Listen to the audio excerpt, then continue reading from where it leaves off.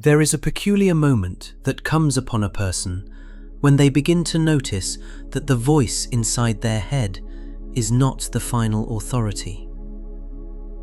It is as though you suddenly hear your own thinking from the outside, like listening to a radio broadcasting silently behind your forehead. You hear yourself constructing opinions, forming judgments, measuring the world and calling it real. And you begin to wonder, if I can hear my thoughts, then who is the one listening? There is a silence behind every idea, behind every mental sentence that rolls itself across the stage of consciousness. And that silence is not empty. It is alive. It is aware. It is prior to every word you speak inwardly. In fact, if you sit long enough and listen carefully, you notice something even stranger. That the silence remains whether the thoughts come and go or vanish entirely. When you were a child, before you had a name, before anyone told you who you were supposed to become, there was simply the experience of living. A breeze on your skin was enough. A beam of sunlight across the floor. Someone laughed, and you joined the laughter without thinking about whether it was polite or appropriate. There was no narrator describing what life meant. There was only aliveness. As time passed, you learned to think about that aliveness, to protect it, to label it, to improve it. The voice in your head became an architect of identity, a storyteller constructing the great illusion of you. And yet, beneath that storyteller, beneath the architect, remains the same awareness that watched the sunrise long before you knew the word sunrise.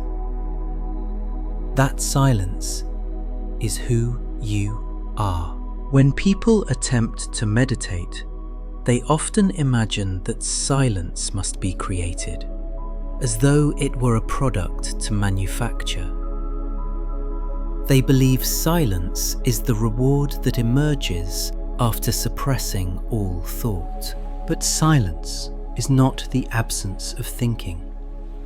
Silence is the background against which thought becomes audible. Silence is not achieved, it is uncovered.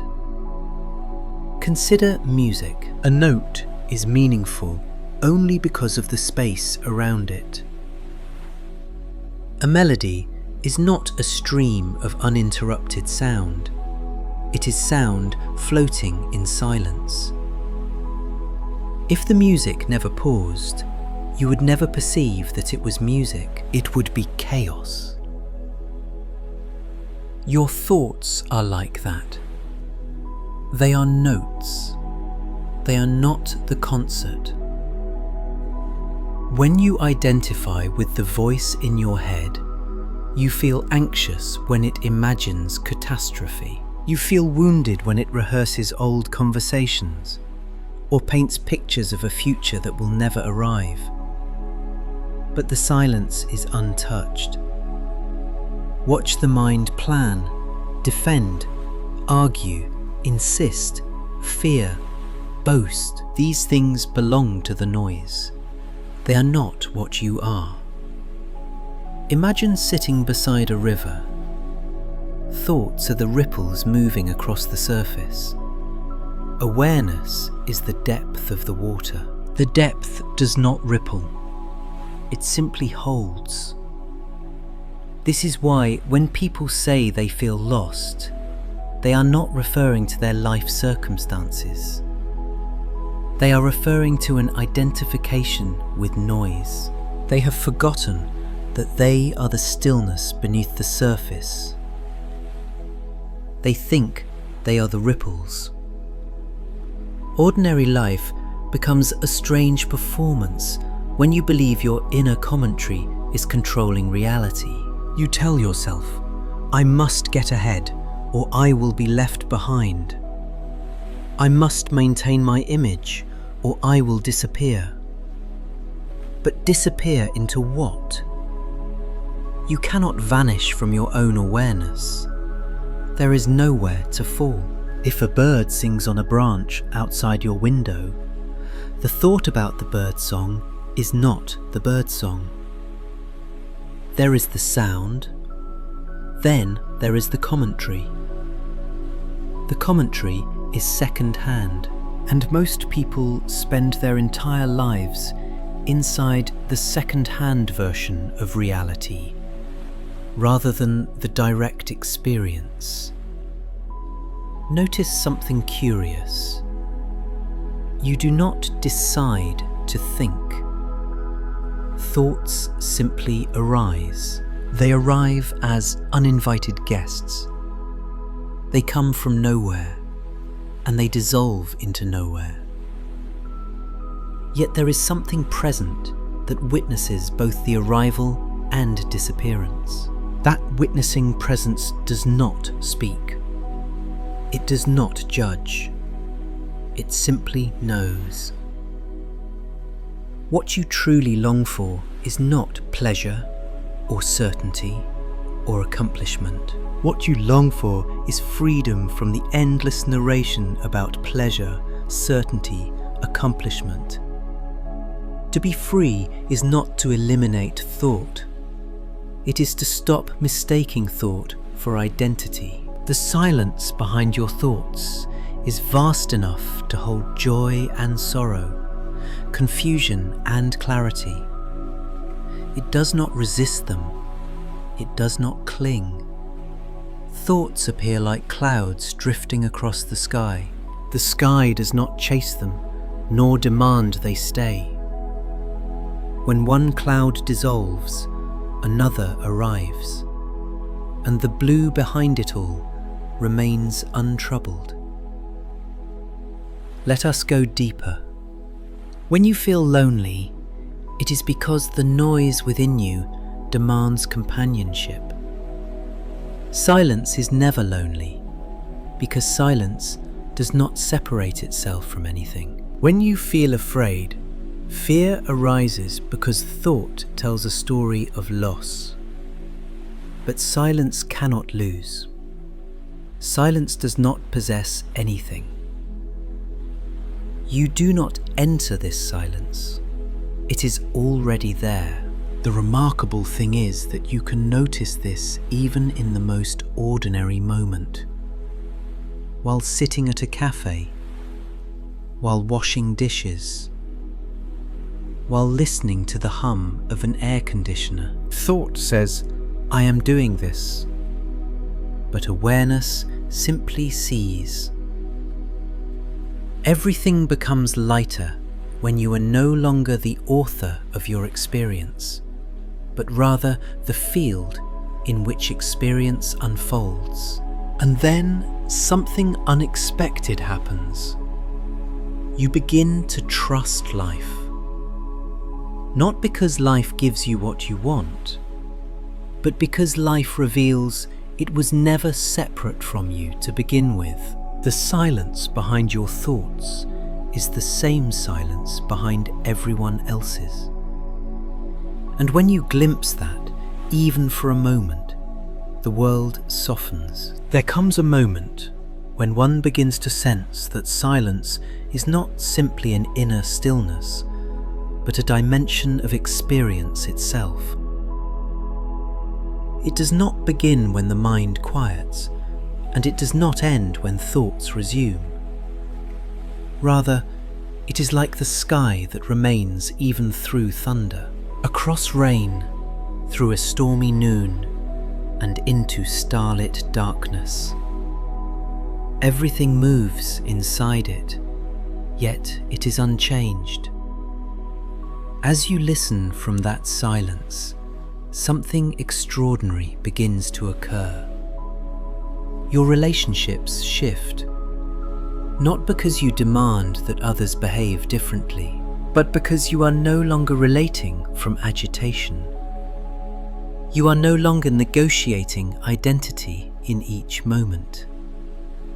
Most people walk into a conversation believing that they must protect themselves, defend a position, affirm an image, and so communication becomes a subtle conflict. Two actors performing through a script of self-protection.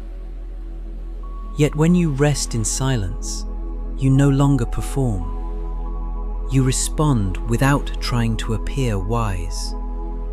You listen without preparing your reply. You are there, fully there. Presentness itself becomes the act of love. Notice a simple example. Someone speaks unkindly to you. A sharp remark, a careless tone. Thought immediately constructs an interpretation. They disrespect me. They do not value me. I must retaliate or withdraw. Thought creates a story of injury, but the story is not the event. If you simply witness the moment from silence, you may see a different picture. That person may be tired. They may fear they are unseen. They may be frightened of their own failures. From silence, compassion arises naturally, without effort, without virtue. Silence is the birthplace of understanding. The vast interior nature of silence reveals something else. Everything that moves in your life moves by itself. Breath comes and goes. Hunger rises. Sleep descends. Emotions surge like tides. Thoughts emerge like blossoms in early spring. You do not manufacture them. You witness them. You ride them. You feel them. But you are not made of them. To recognize this is not to detach or withdraw from living. It is to enter life so completely that clinging becomes unnecessary. Imagine dancing. If one tries to control each movement, calculating where the foot should land or how the body will turn, the dance becomes mechanical. But when you surrender into rhythm without holding on, the dance dances you. Thought wants to be the choreographer. Silence simply moves. That is why moments of awe feel so spacious. When you stand before a mountain, or watch light spilling through branches, or hold a newborn child, the mind temporarily gives up its commentary. It is stunned, silenced by beauty. And in that gap, something ancient emerges. The witnessing awareness that has been present since the moment of your first breath. That awareness is not improving you. It is not evaluating. It simply sees. And in seeing, you discover life was never something you needed to manage. The silence behind your thoughts has no argument with what arises. The rain falls whether you approve or not. A relationship ends whether you insist it should have lasted longer.